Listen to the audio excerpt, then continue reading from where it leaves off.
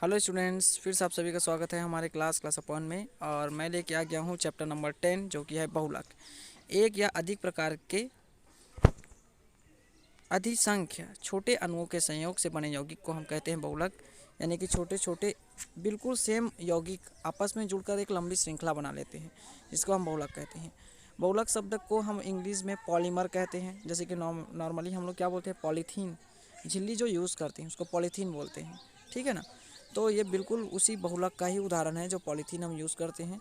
ये ग्रीक भाषा में पॉली का अर्थ है बहुत और मर का अर्थ है इकाई, यानी कि बहुत सारी इकाई, ठीक है।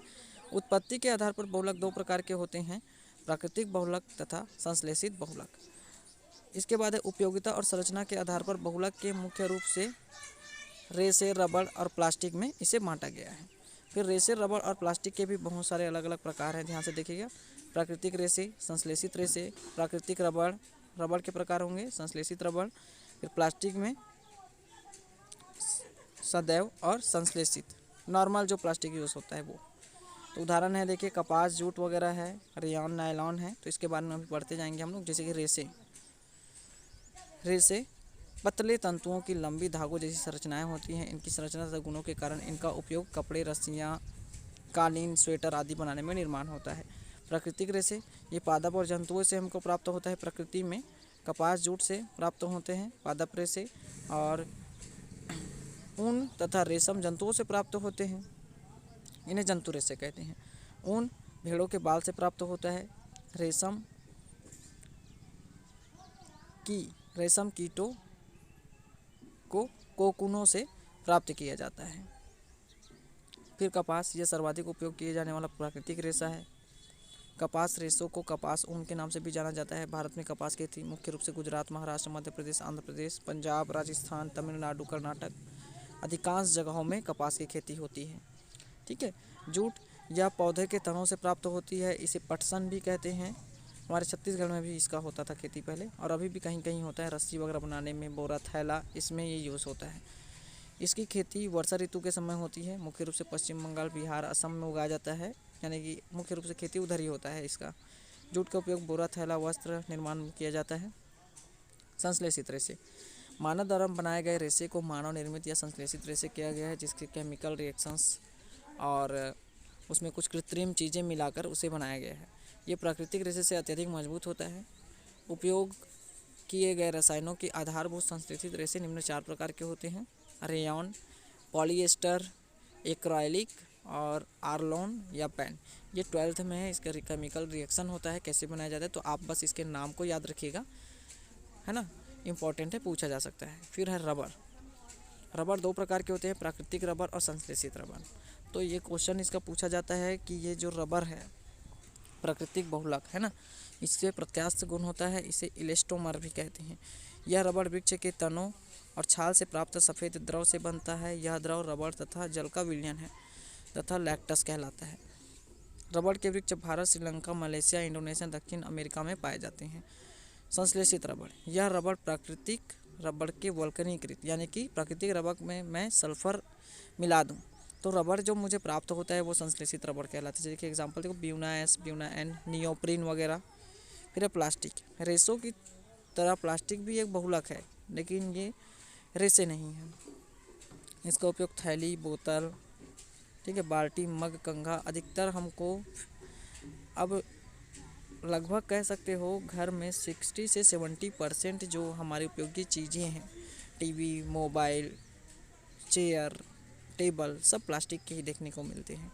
प्लास्टिक के बने सामान में टेलीविज़न, फ्रिज, कार, बस, वाहन, बहुत सारे अलग अलग पार्ट हैं इसके। प्लास्टिक के दो प्रकार हैं, ताप सुघट्य जिसको थर्मोप्लास्टिक बोलते हैं, ताप त्रिल प्लास्टिक जिसको थर्मोसेटिंग प्लास्टिक बोलते हैं। तो यहाँ पे देखिए, ताप सुघट्य ये बहुलक गर्म करने पर मुलायम हो जाते हैं आसानी से, ठीक है। नॉर्मली जैसे कि आप जो स्लीपर यूज़ करते हो तो कुछ स्लीपर देखिएगा क्या होता है, ये स्लीपर जो है धूप में नरम हो जाता है, ठीक है। तो इसको पॉलीथीन की जो झिल्ली भी होता है देखिएगा, वो नरम हो जाता है धूप में। फिर ताप दृढ़ प्लास्टिक, वे बहुलक जो गर्म करने पर मुलायम नहीं होते हैं तथा सदैव अपनी मूल अवस्था में ही रहते हैं, ताप दृढ़ प्लास्टिक कहलाते हैं। बेकेलाइट, मेलामाइन, इसका उपयोग गर्म करने वाले बर्तनों में हैंडल के रूप में किया जाता है। फिर है इसके अभ्यास के प्रश्न। एक बहुलक इकाइयों का जिन इकाइयों का बना होता है उसे कहते हैं एकलक। निम्न में से प्राकृतिक बहुलक नहीं है। जूट, ऊन और सिल्क ये नहीं है। जंतु रेशे का उदाहरण है रेशम। निम्न में से कौन सा पादप स्रोत से प्राप्त नहीं होता है? ऊन। कपास के पौधे का वह भाग जिससे कपास के रेशे प्राप्त होते हैं, कपास बॉल बोलते हैं इसको। फिर है जूट का रेशा पौधे के किस भाग से प्राप्त होता है? तने से। संश्लेषित रेशों के लिए प्रमुख स्रोत है पेट्रो रसायन।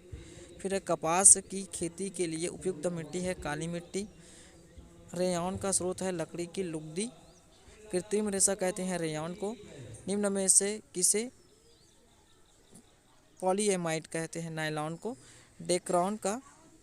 डेक्रॉन है एक पॉलिएस्टर। गर्म कपड़े बनाने के लिए ऊन की जगह किसका उपयोग किया जाता है? एक्रेलिक का। पैराशूट, रस्सी, ब्रश आदि के निर्माण में उपयुक्त बहुलक है नायलॉन। वह द्रव जिसमें प्राकृतिक रबर मिलता है वह कहलाता है लैक्टस। रबर वृक्ष का वह भाग जिसमें लैक्टस प्राप्त होता है तने की छाल है। संश्लेषित रबर का एक उदाहरण है Buna S, Buna N, neoprene, ये सब हैं। फिर रबर के वल्कनीकरण के लिए उपयोगी है सल्फर। वल्कनीकृत रबर में सल्फर की मात्रा 3 से 4% होती है जिससे रबर जो है अत्यधिक प्रत्यास्थ वाला बन जाता है। निम्न में से कौन रबर का उपयोग नहीं है? वस्त्र रबर का उपयोग नहीं करते हैं। प्लास्टिक रेशों से निम्न है क्योंकि प्लास्टिक इसमें विभिन्न आकारों का से ढाला जा सकता है इसको।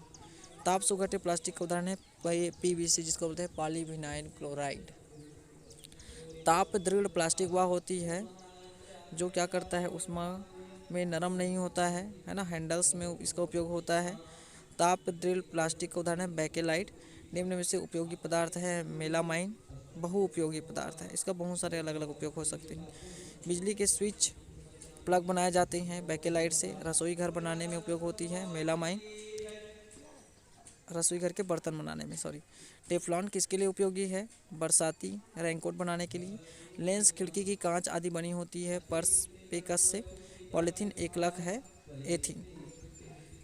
तो आई होप स्टूडेंट्स आप सभी को ये वीडियो अच्छा लगा हो। वीडियो अच्छा लगे तो चैनल को सब्सक्राइब कीजिएगा, जितना हो सके अपने दोस्तों तक शेयर कीजिएगा और इसे ध्यान से कॉपी में नोट कीजिएगा।